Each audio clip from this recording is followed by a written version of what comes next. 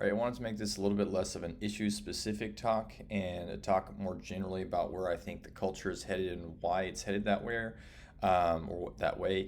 I've seen a lot, the sensitivity of what's considered offensive. I think everyone feel has gotten heightened, and I also feel that a lot of people right now feel that they're very scared about what to say, right, without getting judged, especially in really high consequence situations professionally, as an advertiser, right, to a mass audience. And what I'm seeing play out, and I've seen this, I've done a lot of work in copywriting, so I see a lot of companies that are trying to create a message for the public masses, and the consequence to offending someone is way higher than the consequence to annoying someone, right? So you look at Bud Light's decision to put Dylan Mulvaney, the trans influencer, on their beer can, right? And you see that's probably one of the biggest backlashes of kind of, I don't know, counter cancel culture. It goes so many directions, I don't even know. But you have conservatives who are saying, we've had enough of trying to push progressive liberal policies into our lives. And the backlash was as big as I've seen. It's still not huge, as far as dollars and sales go. Whereas if you were to do something that would be, even a small segment of people would be considered, sexist or racist or homophobic, right? That backlash would be massive, right? And we've seen that playing out. People losing entire careers. You look at Adidas with Kanye West, and obviously his comments were extreme. I'm not going to comment on whether or not I think companies should do it or should not do it. What I will say is that it's very obvious at this point in time that it's a lot worse to say something that can be considered offensive than to say something that people are annoyed because they're like, oh, you're being so woke, the counter woke consequence, so to speak. And I think for the most part, I understand that, right? Saying something that's mean is worse than saying something that's overly delicate.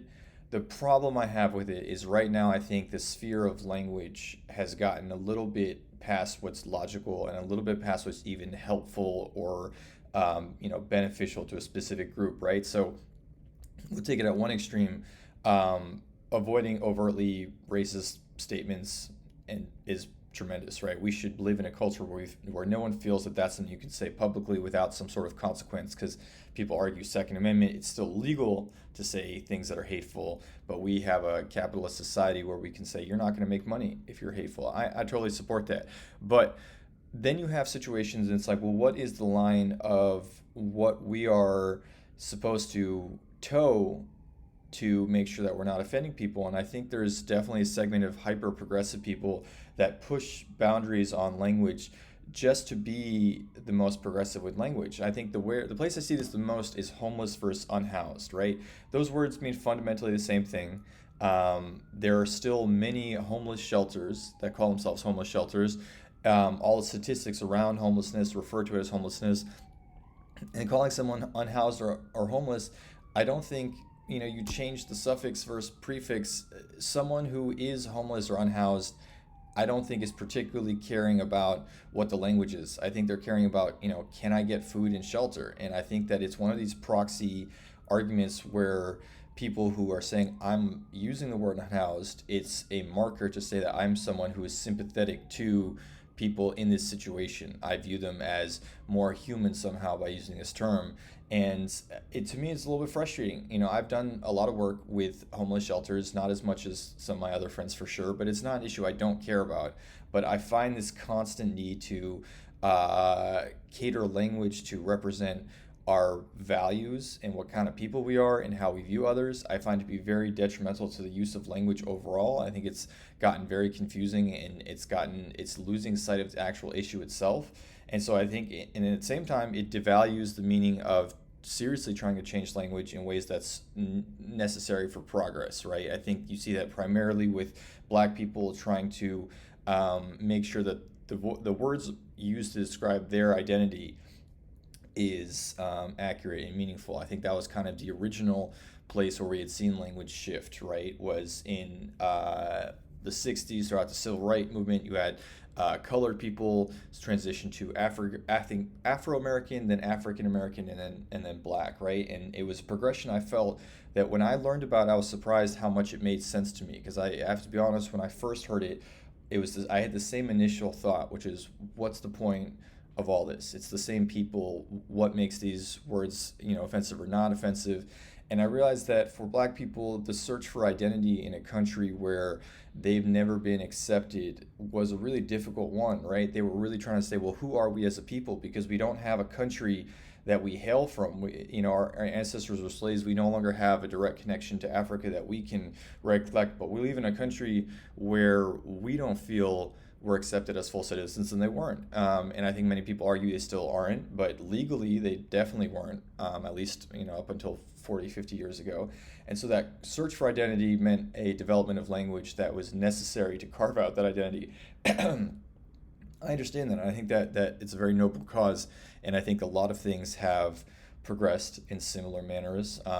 You look at the LGBT community, women, things like that, where it's very historic inequality that people are trying to address. And so it's not that inherently it's wrong, but I think the change in language needs to be accompanied by a discussion, and it can't be enough to say, hey, we are now using this term, and if you don't use this term, we're going to view you as one of the people who's offensive because you're not, on the compassionate, I think, empathetic side of things. You don't view this group as the way we view this group. That's really what I feel like a lot of the modern shifts in language indicate. I think they're virtue signaling, to be very frank. And I think that when virtue signaling happens, then what you have is a lot of moderate or even slightly conservative people who might otherwise be sympathetic to a cause, who then start to lump in the entire movement into, oh, this is woke. And you see this playing out. You see this playing out in real time with Ron DeSantis, with Abbott. You have a lot of people who are saying, oh, I'm so tired of the woke.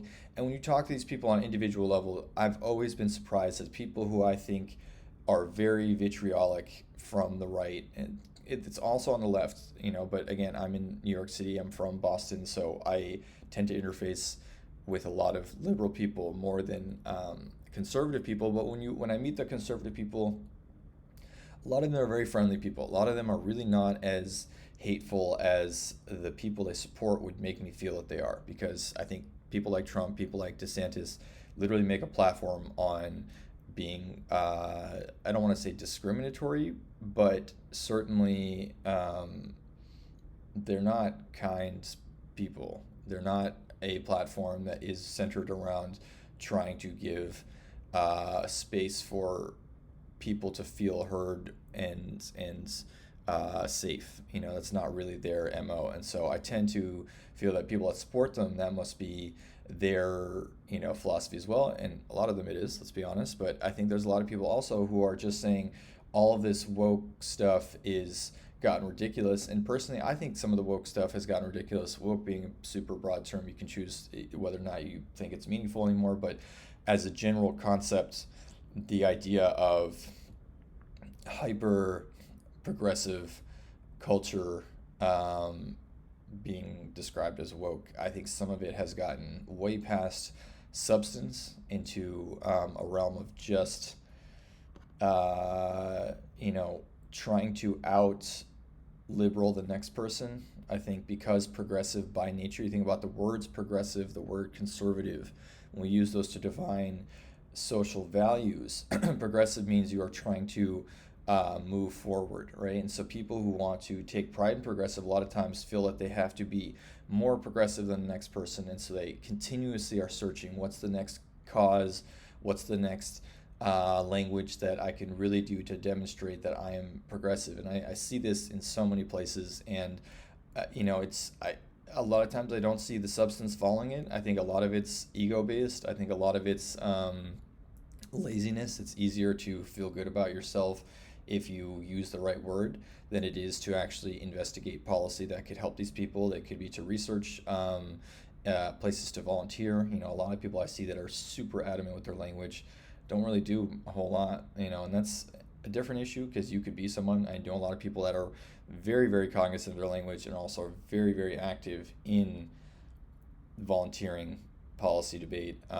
So it's not that those are mutually exclusive, but I do think that the place for language has not, for me, coincided with a factful and thought out discussion on substance. And so I think that in the absence of that, you have, to loop it back to my original point, you have a lot of people who are dictating, this is what language should be.